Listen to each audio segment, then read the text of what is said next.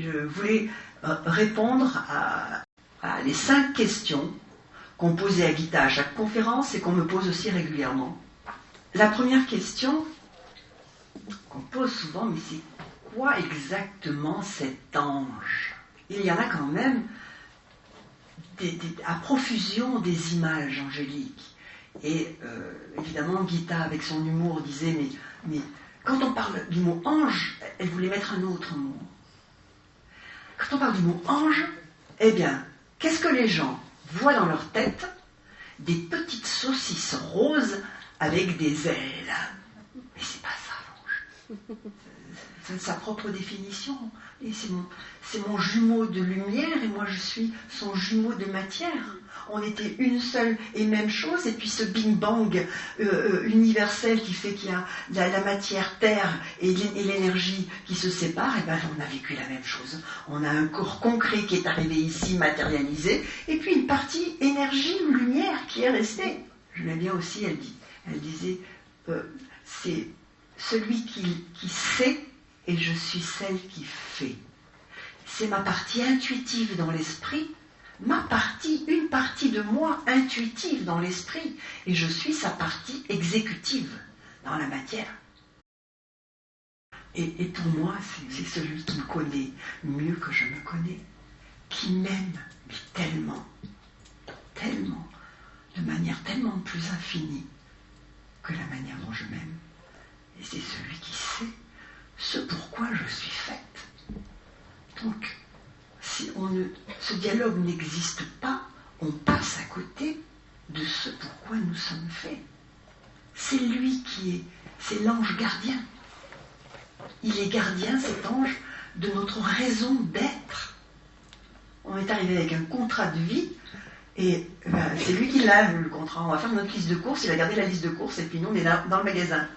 Et on se dit, bien, je ne me rappelle plus pourquoi je suis venu déjà. Et on tourne dans le magasin en ayant oublié qu'on était parti avec quelque chose à faire, quelque chose à ramener, une expérience de vie à vivre. Deuxième question, fréquemment posée à Gita, c'était, est-ce que tout le monde a un ange? Moi, assise confortablement, je disais, oui, on leur répond oui, là. Elle dit, non. Tout le monde n'a pas un ange. Ah non, seulement ceux qui y croient. C'est-à-dire que ceux qui n'y croient pas, c'est pas que leur ange n'existe pas, c'est qu'il est indifférencié. Il est confondu à la totalité de la lumière et il n'en est jamais extrait. Et ça fait 2 orphelins. Et que l'ange, il n'a aucun pouvoir. Oh, il peut bien débarouler avec des événements un peu bousculants pour nous faire nous interroger, mais si nous continuons à dire c'est injuste et que nous ne nous remettons pas en question, eh bien, les événements, voilà, on les subit, au lieu qu'ils nous fassent grandir et nous fassent nous accomplir, nous fassent questionner, nous fassent nous remettre en question. Donc, seulement ceux qui y croient.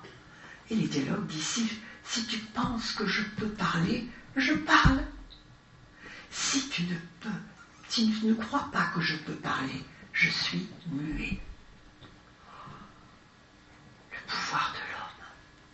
Troisième question, c'était, Gita, comment savoir si c'est l'ange qui nous répond ou si c'est notre intelligence?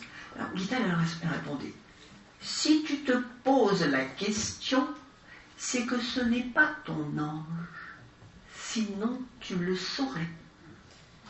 C'est peut-être 10%, 5% de lui et 90% d'intelligence. Parce que quand c'est l'ange qui répond, nous sommes pris, mais d'une joie intense, une réjouissance totalement désordonnée, insensée, de se sentir aimé déjà, d'avoir vu un ordre là où il y avait du désordre. Nos anges ne veulent pas de petites marionnettes qui s'accrochent à des bribes de paroles qu'ils croient entendre et puis après ils les font. Non. L'ange, il a besoin d'avoir un humain qui ait l'intime conviction et qu'il choisisse librement son U20, qu'il soit consentant. C'est peut-être ensemble, c'est pas lui qui donne des réponses, et puis nous on les met en pratique comme si on était simplement des exécutants. Non, c'est les deux sont partie prenante, quoi. Comme disait Gita.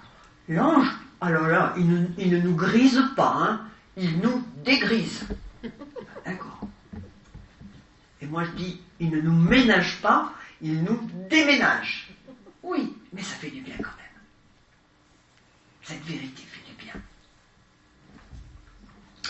Quatrième question. Les gens posent souvent, alors donc il y a un ange par jour avec un nom différent. Est-ce qu'on peut aller prier, on peut parler à tous ces anges? Qu'est-ce que c'est?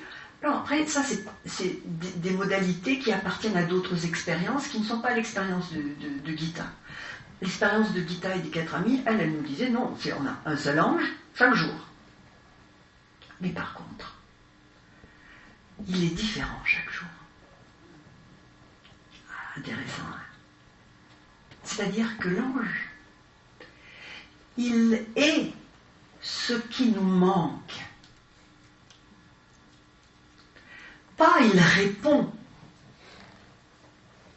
Il est. Il vient combler ce qui nous manque.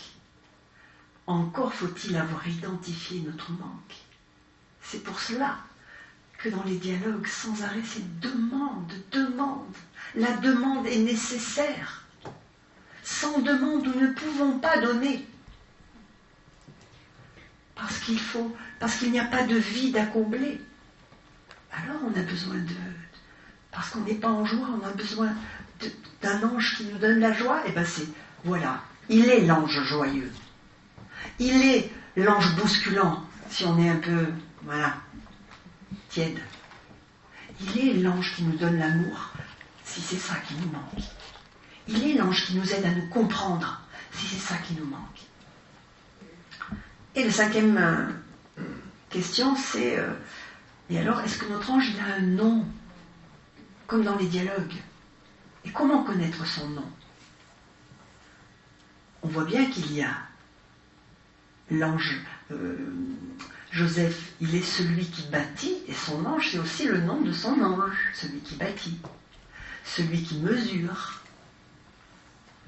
Les Gita, elle est celle qui rayonne, mais son ange aussi, il a ce nom.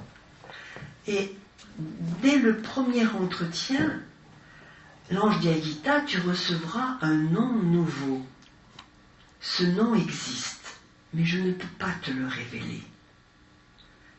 Bien, c'est peut-être bien le nom de notre tâche. C'est pour ça qu'il est commun. Peut-être que nous avons un nom et un prénom extérieur pour nommer notre être de chair. Et puis nous avons un second nom, qui est le nom de notre utilité, à quoi nous servons, et qu'il ne peut pas nous le donner parce que nous avons à le découvrir, que c'est justement l'issue, le fruit de toute notre évolution que de connaître ce nom et de savoir ce pourquoi nous sommes faits. Et donc comme nous avons une tâche commune, nous avons un nom commun. Mais voilà, alors on met du temps à le trouver, et je crois que ce nom se peaufine petit à petit, se précise.